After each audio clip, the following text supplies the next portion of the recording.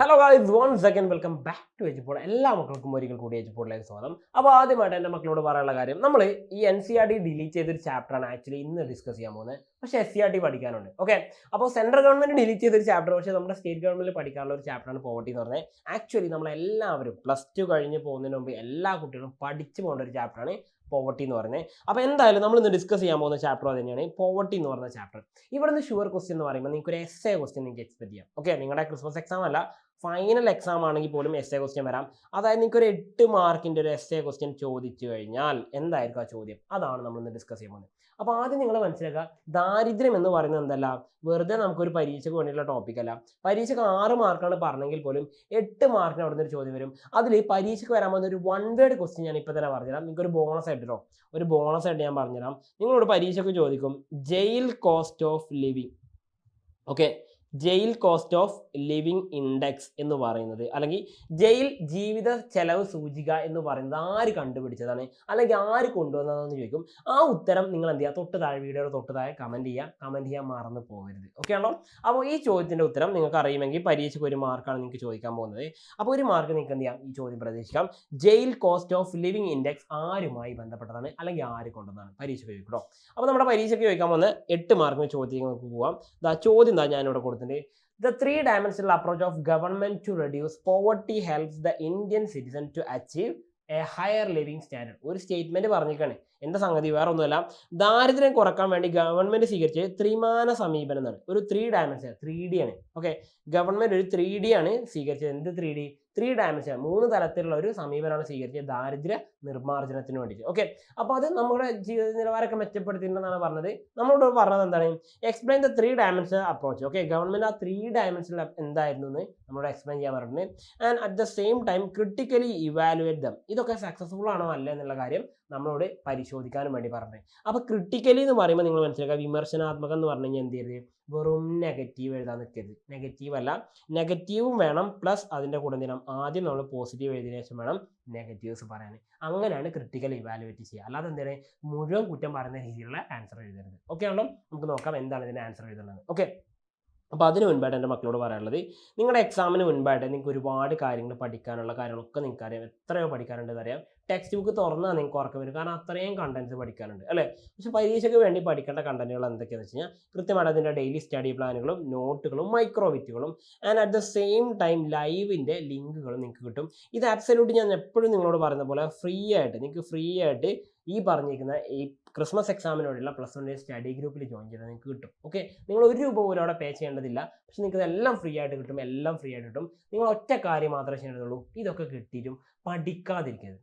ഇതൊക്കെ ആക്സസ് ചെയ്യാൻ നിങ്ങൾക്ക് കഴിവുണ്ടായിട്ടും അതിനുള്ള സാഹചര്യം മൊത്തം ഉണ്ടായിട്ടും ഇതൊന്നും ഉപയോഗിക്കാതെ പരീക്ഷാ ഹാളിൽ ചെന്ന് വെറുതെ മണ്ടനായിട്ട് നമ്മളിരിക്കുക, അല്ലെങ്കിൽ മണ്ടിയായിട്ട് നമ്മളിരിക്കുക. നമ്മൾ വെറുതെ സമയം കളയുന്ന ഒരു അവസ്ഥയിലേക്ക് നമ്മൾ പോയത്. കിട്ടുന്ന റിസോഴ്സിന് കിട്ടുന്ന എല്ലാ റിസോഴ്സും വെച്ച് നിങ്ങൾ നന്നായിട്ട് പഠിക്കുക, നല്ല മാർക്ക് സ്കോർ ചെയ്യുക. ഓക്കെ, അപ്പോൾ നല്ല മാർക്ക് സ്കോർ ചെയ്യുക എന്ന് പറയുമ്പോൾ നിങ്ങൾക്കറിയാം 80ൽ 80 മാർക്കാണ് എക്കണോമിക്സിൻ്റെ ഏറ്റവും ടോപ്പ് മാർക്ക് അല്ലേ. അതായത് ഫുൾ മാർക്ക് എത്രയാണ്? 80 മാർക്കാണ് ഫുൾ മാർക്ക്. അത് മുഴുവൻ നേടാൻ പറ്റുമെന്ന് വെച്ചാൽ പോസിബിൾ ആണ്. എന്താ ചെയ്യേണ്ടത്? നന്നായിട്ട് പഠിച്ച് കൃത്യമായിട്ട് ഫോളോ അപ്പ് ചെയ്ത് പോയാൽ മതി. അപ്പോൾ നന്നായിട്ട് പഠിക്കുക എന്ന് പറയുമ്പോൾ അതിൻ്റെ കണ്ടൻസ് കാര്യങ്ങൾ കൃത്യമായിട്ട് കിട്ടാനാണെങ്കിൽ ഇനി നമ്മുടെ എക്സാമിന് ആകെ നമുക്കൊരു ദിവസം കൂട്ടാണ്, മാക്സിമം നമുക്ക് ഒരു 90 ദിവസം കിട്ടുക. 90 ദിവസം എന്ന് പറഞ്ഞാൽ 3 മാസം സമയമുണ്ട്. പക്ഷേ ആ 3 മാസം ഇവിടെ ലീവും കാര്യങ്ങളൊക്കെ കഴിച്ച് കഴിഞ്ഞാൽ നമുക്കൊരു 90 ദിവസം ഒന്നും ഉണ്ടാവില്ല. ഒരു 60 to 70 ദിവസം, നമുക്കൊരു 60 റൗണ്ട് ചെയ്തൊരു കൂട്ടാം. അതായത് ഒരു സബ്ജക്റ്റിന് 10 ദിവസം വെച്ചാണെങ്കിൽ നിങ്ങൾക്കുള്ള 6 സബ്ജക്റ്റിന് 10 ദിവസം വെച്ചാകുമ്പോൾ 60 ദിവസം തീരുമാനമായി. 60 ദിവസം അവിടെ തീർന്നു പോയി. അപ്പോൾ ആലോചിച്ചോ, ഒരു സബ്ജക്റ്റിന് 10 ദിവസം അല്ലേ, ഒരു ചാപ്റ്റർ അല്ല, നമുക്ക് ഒരു 10 ചാപ്റ്റർ മിനിമം പഠിക്കണം. അപ്പോൾ ഒരു ചാപ്റ്ററിന് ഒരു ദിവസം വെച്ച് നമ്മൾ നോക്കുകയാണെങ്കിൽ നമുക്ക് ഇനി ആകെ എത്ര ദിവസമേ ഉള്ളൂ? ഓരോ ചാപ്റ്ററിനും ഓരോ ദിവസം വെച്ച് നോക്കുകയാണെങ്കിൽ പോലും പഠിച്ച് തീരാനുള്ള സമയമില്ല. ഓക്കെ, അപ്പോൾ അത് നിങ്ങൾ മനസ്സിലാക്കാം. അപ്പോൾ പഠിക്കാൻ നിങ്ങൾ തയ്യാറാണെങ്കിൽ പഠിപ്പിക്കാൻ എജ്യൂബോർഡ് തയ്യാറാണ്. അതിന് വേണ്ടിയിട്ട് എന്തിന് ഒരു ബൂസ്റ്റർ ബാച്ചിൻ്റെ കാര്യം ഇവിടെ പറയുന്നുണ്ട്. സംഗതി വേറൊന്നുമില്ല, നിങ്ങൾക്ക് കൂടുതൽ അപ്ഡേഷൻസ് കാര്യങ്ങളൊക്കെ അവിടെ നിന്ന് കിട്ടും. അപ്പോൾ മറക്കാതെ എന്ത് ചെയ്യുക, സ്റ്റഡി ഗ്രൂപ്പിൽ ഇപ്പോൾ തന്നെ ജോയിൻ ചെയ്യുക. അത് ഫ്രീ ആയിട്ട് കിട്ടുകയാണ്. ഈ ബൂസ്റ്റർ ബാച്ചിൻ്റെ കാര്യം ഫ്രീ അല്ല എന്നുള്ള കാര്യം നിങ്ങൾക്ക് അറിയാം. എന്താണ്, സ്റ്റഡി ഗ്രൂപ്പിൽ നിങ്ങൾ എന്ത് ചെയ്യുക, നിർബന്ധമായിട്ട് ജോയിൻ ചെയ്യുക. ഓക്കെ, അപ്പോൾ നമ്മുടെ ക്വസ്റ്റ്യൻ ആൻസറിലേക്ക് നമുക്ക് പോവാം.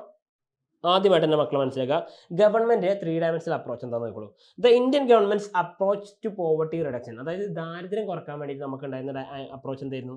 3 ഡയമെൻഷൻ എന്ന് പറഞ്ഞത്. അതായത് 3 തലത്തിൽ. 3 തലം എന്ന് പറയുമ്പോൾ ഇപ്പോൾ ഉദാഹരണത്തിന് പറയുകയാണെങ്കിൽ നമ്മളിപ്പോൾ ഫസ്റ്റ് നിങ്ങൾ കരാട്ടെ ചേർന്നിട്ടുണ്ടെങ്കിൽ അറിയാം അല്ലേ, ഫസ്റ്റ് തന്നെ നമ്മൾ കരാട്ടയിൽ ചെറിയ കാര്യങ്ങളൊക്കെ പഠിച്ചു കഴിഞ്ഞാൽ നമുക്കൊരു ബെൽറ്റ് കിട്ടും. പിന്നെ അതിനുശേഷം പഠിച്ചു കഴിഞ്ഞാൽ വേറെ ബെൽറ്റ് കിട്ടും. അവസാനമാണ് എന്ത് കിട്ടുക, ബ്ലാക്ക് ബെൽറ്റ് കിട്ടാറുള്ളത് അല്ലേ.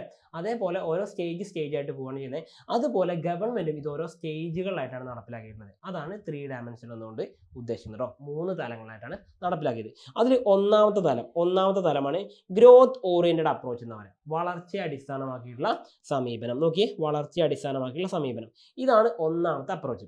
ഇനി രണ്ടാമത്തെ പോവർട്ടി അലീവിയേഷൻ പ്രോഗ്രാംസ് എന്ന് വെച്ചാൽ തന്നെ ദാരിദ്ര്യ നിർമ്മാർജ്ജന പദ്ധതികൾ അല്ലെങ്കിൽ പരിപാടികൾ. ദാരിദ്ര്യ നിർമ്മാർജ്ജന പരിപാടികൾ എന്ന് വെച്ചാൽ ദാരിദ്ര്യ നിർമ്മാർജ്ജനം ചെയ്യണമെങ്കിൽ കുറച്ച് പരിപാടികൾ നടപ്പിലാക്കണം അല്ലേ. അതിനെക്കുറിച്ചാണ് ഇവിടെ പറയുന്നത്. നിങ്ങൾ പഠിച്ചിട്ടുണ്ടാവും wage programme, wage security programme, food security programme എന്ന് പറഞ്ഞാൽ ഒരുപാട് പ്രോഗ്രാമുകൾ പഠിച്ചിട്ടുണ്ടാവും. അത് തന്നെയാണ് ഇവിടെ ഉദ്ദേശിച്ചത്.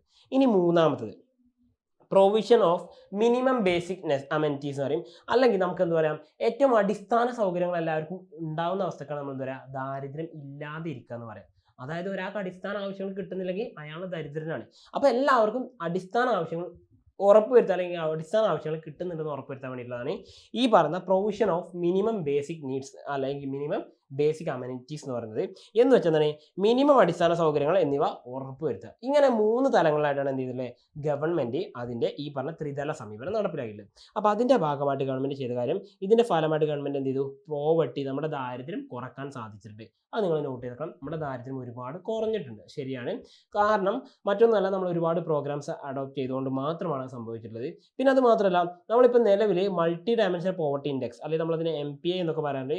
ഞാൻ നിങ്ങൾക്ക് ഇതിൻ്റെ ക്ലാസ്സിൽ ഇതിൻ്റെ ഡീറ്റെയിലായിട്ട് കാര്യമൊക്കെ പറഞ്ഞിട്ടുണ്ട്. അപ്പോൾ നിങ്ങൾ അത്രയും പോകണമെന്നില്ല. ഈ MPI എന്താണെന്ന് മാത്രം മനസ്സിലാക്കുക. മൾട്ടി ഡയമെൻഷൻ, അതായത് പോവർട്ടി എന്ന് പറഞ്ഞാൽ വെറും കലോറിയെ അടിസ്ഥാനമാക്കിയിട്ടോ അല്ലെങ്കിൽ വെറും വരുമാനത്തെ അടിസ്ഥാനമാക്കിയിട്ടോ പറയാൻ പറ്റുന്ന ഒന്നല്ല എന്ന് നമുക്ക് ഇന്ന് അറിയാം അല്ലേ. ആ ഒരു കാര്യമാണ് നമ്മൾ പറയുന്നത്. അപ്പോൾ ജസ്റ്റ് ഒന്ന് മനസ്സിലാക്കുക. നമുക്ക് മെയിൻ ആയിട്ടുള്ള ഇതിൻ്റെ കാര്യങ്ങളൊക്കെ നോക്കാം. ഓക്കെ, അപ്പോൾ ഒന്നാമത്തെ അപ്രോച്ച് എന്തായിരുന്നു? ഒന്നാമത്തെ അപ്രോച്ച് ഗ്രോത്ത് ഓറിയന്റഡ് അപ്രോച്ച്. എന്താ ഗ്രോത്ത് എന്ന് പറഞ്ഞാൽ ഇവിടെ ഉദ്ദേശിച്ച ഗ്രോത്ത് സാമ്പത്തിക വളർച്ചയാണ്. നമ്മുടെ രാജ്യത്തിൻ്റെ സാമ്പത്തിക വളർച്ചയാണ് ഇവിടെ സൂചിപ്പിക്കുന്നത്. അഥവാ ദേശീയ വരുമാനമായിട്ടുള്ള GDP വർദ്ധിക്കണം. ദേശീയ വരുമാനമായിട്ടുള്ള GDP വർദ്ധിക്കണം എന്നാണ് ഉദ്ദേശിക്കുന്നത്. അതാണ് ഇവിടെ പറഞ്ഞത്. ഇന്ത്യയിലെ ആദ്യത്തെ 5 ഇയർ പ്ലാൻ മുതൽ അതായത് 1951 കാലഘട്ടം മുതൽ നമ്മൾ എന്ത് ചെയ്യുന്നുണ്ട്, ഈ പറഞ്ഞ വളർച്ചക്കാണ് പ്രാധാന്യം കൊടുത്തിട്ടുള്ളത്. ഓക്കെ, അപ്പോൾ അന്ന് നമ്മൾ പ്രാധാന്യം കൊടുത്തൊരു ടേമിൻ്റെ പേരാണ് ട്രിക്കിൾ ഡൗണിസം എന്ന് പറയും. ഈ ട്രിക്കിൾ ഡൗണിസം എന്ന് പറഞ്ഞാൽ എന്താ പറയുക, സംഗതി സിമ്പിളാണ്. ഇപ്പോൾ നമ്മൾ എന്തെങ്കിലുമൊക്കെ ഒരു പ്രോഗ്രാം നടപ്പിലാക്കി കഴിഞ്ഞാൽ അത് കുറച്ച് ആൾക്കാർക്ക് മാത്രമേ കിട്ടുള്ളൂ, എല്ലാവർക്കും ഒന്നും കിട്ടാറില്ല അല്ലേ. എന്നാൽ നേരെ മറിച്ച് എല്ലാവർക്കും കിട്ടണം എന്ന മൈൻഡ് സെറ്റിനാണ് എന്താ പറയുക ട്രിക്കിൾ ഡൗൺസ് എന്ന് പറഞ്ഞാൽ. ചുരുക്കി പറഞ്ഞു കഴിഞ്ഞാൽ ഒരു പ്രോഗ്രാം നടപ്പിലാക്കി കഴിഞ്ഞാൽ അതിൻ്റെ ഏറ്റവും ടോപ്പിലുള്ള ആൾക്കാർക്ക് മാത്രമല്ല, ഏറ്റവും താഴേക്കിടയിലുള്ള ആൾക്കാർക്ക് കൂടി എന്തിനും അതിൻ്റെ ഗുണം കിട്ടണം എന്നതിനാണ് നമ്മൾ പറയുന്ന ടേമാണ് ട്രിക്കിൾ ഡൗണിസം എന്ന് പറയുന്നത്. ഓക്കെ, അപ്പോൾ ട്രിക്കിൾ ഡൗൺ തിയറിയാണ് നമ്മൾ ഇതിനെ ബേസ് ചെയ്ത് കൊണ്ടുവന്നിട്ടുള്ളത്. എന്ന് വെച്ചാൽ നമ്മുടെ വളർച്ച, സാമ്പത്തിക വളർച്ച ഉണ്ടാവുകയാണെങ്കിൽ എല്ലാവർക്കും സാമ്പത്തിക വളർച്ച വേണം. റിച്ച് ആൻഡ് പുവർ ഗ്യാപ്പ് അഥവാ ദരിദ്രരും സമ്പന്നരുമായിട്ടുള്ള ആ ഒരു ഗ്യാപ്പ് ഉണ്ടല്ലോ, അത് ഇല്ലാതെയാക്കണം, അല്ലെങ്കിൽ അത് കുറച്ച് കൊണ്ടുവരണം എന്നാണ് ഇതിൻ്റെ ലക്ഷ്യം വെക്കുന്നത്. ഓക്കെ, നോക്കിക്കോളൂ. നമ്മളവിടെ പറഞ്ഞത് റാപ്പിഡ് എക്കണോമിക് ഗ്രോത്ത് കണ്ടല്ലോ. നമ്മൾ പറഞ്ഞതിനാണ് സാമ്പത്തിക വളർച്ച, പെട്ടെന്നുള്ള സാമ്പത്തിക വളർച്ച വേണമെന്നാണ് പറഞ്ഞത് അല്ലേ. നോക്കിക്കോളൂ. ഇനി പറഞ്ഞ മറ്റൊരു കാര്യമുണ്ട്, will benefit all sections of society. ഇവിടെ ഒരു ടേം ശ്രദ്ധിച്ചാൽ നിങ്ങൾക്ക് മനസ്സിലാവും, ഓൾ എന്നാ പറഞ്ഞത് അല്ലേ. എല്ലാവർക്കും, സമൂഹത്തിലെ എല്ലാവർക്കും ഇത് ഉപകാരപ്പെടണം. അതാണ് ട്രിക്കിൾ ഡൗണിസം. ഓക്കെ, അപ്പോൾ ട്രിക്കിൾ ഡൗണിസം എന്ന് പറഞ്ഞാൽ എന്താണ്, ഒരു പ്രോഗ്രാം നടപ്പിലാക്കുമ്പോൾ അതിൻ്റെ ഗുണങ്ങൾ എല്ലാവർക്കും കിട്ടുകയാണെങ്കിൽ നമുക്ക് അതിനെന്ത് പറയാം, അതാണ് ട്രിക്കിൾ ഡൗണിസം എന്ന് പറയാറുള്ളത്. ഓക്കെ, അങ്ങനെ അത്രേ ഉള്ളൂ. ഓക്കെ, ഇനി നിങ്ങൾ മനസ്സിലാക്കുക, നമ്മുടെ സമൂഹത്തിലെ ഏറ്റവും ദരിദ്ര ആളുകൾക്ക് പോലും അതിൻ്റെ നേട്ടങ്ങൾ കിട്ടണം എന്ന് മാത്രമേ ഇവിടെ പറയുന്നുള്ളൂ. The goal is to stimulate overall economic activity. നമ്മുടെ മൊത്തത്തിലുള്ള സാമ്പത്തിക പ്രവർത്തനങ്ങൾ എന്തെങ്കിലും മെച്ചപ്പെടുത്തണം. Okay, leading to increased employment എന്ന് വെച്ചാൽ ഒരുപാട് പേർക്ക് അതുവഴി തൊഴിൽ കിട്ടുന്നുണ്ട്. ആൻഡ് എന്ത് ചെയ്യുന്നു, അവരുടെ ഇൻകം ലെവൽ ഇംപ്രൂവ് ചെയ്യുന്നു. എന്ന് വെച്ചാൽ ആൾക്കാരുടെ വരുമാനം വർദ്ധിക്കുന്നു, അവർക്ക് നല്ല ജീവിത രീതി കിട്ടുന്നു. ഓക്കെ, അപ്പോൾ അതാണ് പറയുന്നത്. ഇതിൻ്റെ മലയാളം ഞാനിവിടെ കൊടുത്തിട്ടുണ്ട്, നിങ്ങൾക്ക് അത് വായിച്ച് നോക്കാം. ഓക്കെ, രണ്ടാമത്തെയാണ് ഈ പറഞ്ഞ പോവർട്ടി അലിവേഷൻ പ്രോഗ്രാംസ് അല്ലെങ്കിൽ PAP എന്ന് കൊടുത്തിട്ടുണ്ട്. ഈ പോവർട്ടി അലിവേഷൻ പ്രോഗ്രാം എന്ന് പറഞ്ഞാൽ മലയാളത്തിൽ നമ്മൾ അതിന് പറയും ദാരിദ്ര്യ നിർമ്മാർജ്ജന പരിപാടികൾ എന്ന് പറയാറുണ്ട്. ദാരിദ്ര്യം ഇല്ലായ്മ ചെയ്യാൻ ഓരോ തലത്തിൽ പരിപാടി ഗവൺമെൻറ് നടപ്പിലാക്കിയിട്ടുണ്ട്. അതിലൊന്നായിരുന്നു ഫുഡ് സെക്യൂരിറ്റി പ്രോഗ്രാം, ഭക്ഷണം എല്ലാവർക്കും കൃത്യമായിട്ട് എത്തിക്കുന്ന പരിപാടി. അതുപോലെ സോഷ്യൽ സെക്യൂരിറ്റി പ്രോഗ്രാം, അതുപോലെ വേജ് എംപ്ലോയ്മെൻറ്റ്, കൂലി തൊഴിൽ കൊടുക്കുന്നത്. അതുപോലെ തന്നെ ഈ പറഞ്ഞിരിക്കുന്ന എന്താണ് നമ്മൾ പറഞ്ഞ സെൽഫ് എംപ്ലോയ്ഡ് പ്രോഗ്രാംസ്. അങ്ങനെ ഒരുപാട് പ്രോഗ്രാംസ് ഗവൺമെൻറ് നടപ്പിലാക്കിയിട്ടുണ്ട്. അപ്പോൾ ഈ പ്രോഗ്രാമുകളെ കുറിച്ച് നിങ്ങൾ ഒരുപാട് പഠിച്ചിട്ടുണ്ടാകും. മിനിമം അതിലൊരു 8 പ്രോഗ്രാംസ്, അതായത് ഓരോന്നിനും 2 എണ്ണം വെച്ചിട്ട് അങ്ങനെ മൊത്തം 4 എണ്ണത്തിനാകുമ്പോൾ 8 പ്രോഗ്രാംസ് എങ്കിലും എന്ത് ചെയ്യുക നിങ്ങളൊന്ന് പഠിച്ചു വെക്കുക. 8 പ്രോഗ്രാംസ് എങ്കിലും പഠിച്ചു വെക്കാം. നമുക്ക് നോക്കാം എന്തൊക്കെയാണ് അവിടെ പറയുന്നതിൻ്റെ കാര്യം നോക്കിക്കോളൂ. സെൽഫ് എംപ്ലോയ്മെൻറ്റ് പ്രോഗ്രാമുകൾ, അതുപോലെ തന്നെ വേജ് എംപ്ലോയ്മെൻറ്റ് പ്രോഗ്രാമുകൾ, അതുപോലെ ഇവിടെ ഓരോ എക്സാമ്പിളുകൾ കൊടുത്തിട്ടുണ്ട്. സെൽഫ് എംപ്ലോയ്മെൻറ്റ് എന്ന് പറയുമ്പോൾ ഏതൊക്കെ പദ്ധതി? Rural employment generation programme, okay, REGP നിങ്ങൾ കേട്ടിട്ടുണ്ടാവും. Prime minister Rozgar Yojana, PMRY എന്ന് പറയുന്നത് പ്രൈം മിനിസ്റ്റർ റോസ്ഗർ യോജന എന്ന് പറയുന്നത്. അതുപോലെ വേജ് എംപ്ലോയ്മെൻറ്റ് നോക്കുകയാണെങ്കിൽ Mahatma Gandhi national rural employment guaranteeing act പ്രകാരമുള്ള സ്കീം ഉണ്ട്, അഥവാ MGNREGS എന്ന് പറയുന്ന നമ്മുടെ ദേശീയ ഗ്രാമീണ തൊഴിലുറപ്പ് പദ്ധതി അല്ലേ. അപ്പോൾ ഇങ്ങനെയുള്ള കുറച്ച് പ്രോഗ്രാംസ് ഉണ്ട്. അതിൻ്റെ ലിസ്റ്റ് ഞാൻ തന്നിട്ട് മുൻപ് നിങ്ങൾക്ക് അതൊന്ന് റെഫർ ചെയ്ത് നോക്കാം. ആൻഡ് നെക്സ്റ്റ് നിങ്ങൾ നോക്കേണ്ടത് ഈ 4 പ്രോഗ്രാംസിനെ കുറിച്ചും നിങ്ങൾ പഠിച്ചിരിക്കണം. ഓക്കെ, മലയാളത്തിൽ പറയുന്നത് സെൽഫ് എംപ്ലോയ്മെൻറ്റ് എന്ന് പറഞ്ഞാൽ സ്വന്തമായിട്ട് ബിസിനസ് ചെയ്ത് തുടങ്ങുന്ന ആൾക്കാരെ കുറിച്ച്, അങ്ങനത്തെ 2 പ്രോഗ്രാംസ്. ഓക്കെ, അതുപോലെ വേജ് എംപ്ലോയ്മെൻറ്റ് പ്രോഗ്രാംസ് പറഞ്ഞാൽ സ്വന്തമായിട്ട് ബിസിനസ് ചെയ്യാൻ അവരെ കൊണ്ട് കഴിയില്ല, എന്നാൽ മറ്റൊരാളുടെ കീഴിൽ ജോലി ചെയ്യാൻ അവരെ കൊണ്ട് സാധിക്കും, കൂലിക്ക് ജോലി ചെയ്യാൻ അവരെ കൊണ്ട് സാധിക്കും. അങ്ങനെയുള്ളവർക്ക് എന്ത് ചെയ്യുക? കൂലിപ്പണി കൊടുക്കുക. ആ ഒരു 2 പ്രോഗ്രാംസ്. ഓക്കെ, അങ്ങനെയുള്ള 2 പ്രോഗ്രാംസ്. പിന്നെ സോഷ്യൽ സെക്യൂരിറ്റി പ്രോഗ്രാംസ് എന്ന് പറഞ്ഞാൽ ഇപ്പോൾ പ്രായമായ ആളുകൾക്ക് പെൻഷന്, അതുപോലെ ആവശ്യക്കാരായിട്ടുള്ള ആൾക്കാർക്ക് ഈ പെൻഷൻ്റെ പുറമെ തന്നെ ഇപ്പോൾ സമൂഹത്തിൽ ആര് സംരക്ഷിക്കാനുള്ള ആൾക്കാർക്ക് എന്ത് ചെയ്യുക? പെൻഷനുകൾ കൊടുക്കുക. വാർദ്ധക്യ പെൻഷൻ അതിന് പറയാറുണ്ട് അല്ലേ. അപ്പോൾ വാർദ്ധക്യ പെൻഷൻ, വിധവാ പെൻഷൻ, അങ്ങനെ തുടങ്ങിയ പെൻഷനുകൾ, സ്കോളർഷിപ്പുകൾ, ഗ്രാൻഡുകൾ, ഇതൊക്കെ എന്ത് വരുന്നതാണ്? ഈ പറഞ്ഞ സോഷ്യൽ സെക്യൂരിറ്റി പ്രോഗ്രാമാണ്. അതുപോലെ തന്നെ വല്ല ദുരന്തങ്ങളിൽ ഇപ്പം നമ്മുടെ കേരളത്തിലുണ്ടാകുന്ന ഈ പറഞ്ഞ കുടിവെള്ള പ്രശ്നമല്ല, നമ്മുടെ പ്രളയമാവട്ടെ, അങ്ങനെ എന്തെങ്കിലും ദുരന്തങ്ങൾ വരുന്ന സമയത്ത് അതിൽ പെടുന്ന ആളുകൾക്ക് എന്താണ്? സാമ്പത്തിക സഹായം കൊടുക്കുക. ഇതൊക്കെ എന്താണ്? സോഷ്യൽ സെക്യൂരിറ്റി പ്രോഗ്രാമാണ്. അപ്പോൾ അങ്ങനെയുള്ള 2 പ്രോഗ്രാംസ് നോക്കുക. And food security programmes, last and important ആയിട്ടുള്ള പ്രോഗ്രാം. ഈ ഫുഡ് സെക്യൂരിറ്റി എന്ന് പറഞ്ഞാൽ ഭക്ഷ്യ സുരക്ഷാ പദ്ധതി അല്ലേ. നമുക്ക് പറയാം റേഷൻ സംവിധാനമായിട്ടുള്ള പബ്ലിക് ഡിസ്ട്രിബ്യൂഷൻ സിസ്റ്റം, പൊതുവിതരണ സമ്പ്രദായം. അതുപോലെ TPDS പഠിച്ചിട്ടുണ്ട്, അന്ത്യോദയ അന്നയോജന പഠിച്ചിട്ടുണ്ട്. അതുപോലെ തന്നെ നമ്മൾ APL BPL കുറിച്ച് പഠിച്ച സമയത്ത് തന്നെ നമ്മൾ പഠിച്ചിട്ടുള്ള ഒരു കാര്യമാണ് ഈ പറഞ്ഞ പ്രധാനമന്ത്രി ഗരീബ് കല്യാൺ അന്നയോജന എന്ന് പറഞ്ഞിട്ട് പഠിച്ചിട്ടുണ്ട്. അപ്പോൾ അങ്ങനത്തെ ദീൻ ദയാൽ ഉപാധ്യായൻ്റെ പ്രോഗ്രാം പുതിയ ടെക്സ്റ്റിൽ പുതിയ കണ്ടന്റുകളുണ്ട്, അതൊക്കെ നമ്മൾ പറഞ്ഞിട്ടുണ്ട്. അതൊക്കെ വൃത്തിയായിട്ട് ജസ്റ്റ് എന്ത് ചെയ്യുക? നോക്കുക. അപ്പോൾ അങ്ങനെ മൊത്തം ഒരു 8 പ്രോഗ്രാംസിലും അറിഞ്ഞു വെക്കാം. ഇനി മൂന്നാമത്തെ അവസാനമായിട്ട് ഈ പറഞ്ഞ പ്രോഗ്രാമിൻ്റെയൊക്കെ അവസാനമായിട്ട് പറഞ്ഞാൽ പ്രൊവൈഡിങ് മിനിമം ബേസിക് അമ്യൂണിറ്റീസ് ആണ്. നമ്മൾ പറഞ്ഞു തന്നെയാണ് സോഷ്യൽ സെക്യൂരിറ്റി, ഫുഡ് സെക്യൂരിറ്റി അവിടെ സൂചിപ്പിക്കുന്നത്. നോക്കിക്കോളൂ, 5ാമത്തെ പഞ്ചവത്സര പദ്ധതി, അതിനാണ് മെയിനായിട്ട് നമ്മൾ ഈ കാര്യം കൊണ്ടുവരുന്നത്. നോക്കിക്കോളൂ, അതായത് ആളുകൾക്ക് എന്ത് ചെയ്യുക? ഈ പറഞ്ഞിരിക്കുന്ന അവരുടെ improve living standard of the poor, okay, എന്ന് വെച്ച് കഴിഞ്ഞാൽ ആളുകളുടെ ജീവിത നിലവാരം മെച്ചപ്പെടുത്തുക. എങ്ങനെയാണ്?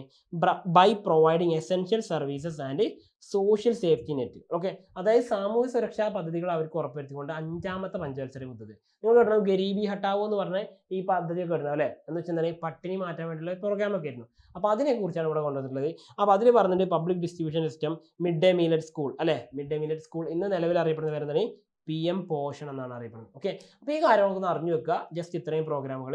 ഇനി അതിനെ ക്രിട്ടിക്കൽ ഇവാലുവേറ്റ് ചെയ്യുന്ന സമയത്ത് നിങ്ങൾ ശ്രദ്ധിക്കേണ്ടത് മെയിനായിട്ട് പോസിറ്റീവ് പറയണം, നെഗറ്റീവ് പറയണം. ആദ്യം പോസിറ്റീവുകൾ നോക്കിക്കോളൂ. ഒന്നാമത്തെ കാര്യം, നമ്മുടെ ആളുകളുടെ ആളോഹരി വരുമാനം അല്ലെങ്കിൽ പെർ ക്യാപിറ്റ ഇൻകം എന്ത് ചെയ്തു? വർദ്ധിച്ചു. രണ്ടാമത്തെ കാര്യം, ആളുകളുടെ വരുമാനം വർദ്ധിച്ചിട്ടുണ്ടെങ്കിൽ പോലും നമ്മുടെ പോവർട്ടി കുറഞ്ഞിട്ടുണ്ട് അല്ലേ. പക്ഷെ നോക്കി, no radical changes in the ownership of asset. Okay, ഈ പറഞ്ഞ ഭൂസ്വത്തിൻ്റെ കാര്യത്തിനൊന്നും വലിയ ഓണർഷിപ്പിലൊന്നും മാറ്റമൊന്നും വന്നിട്ടില്ല.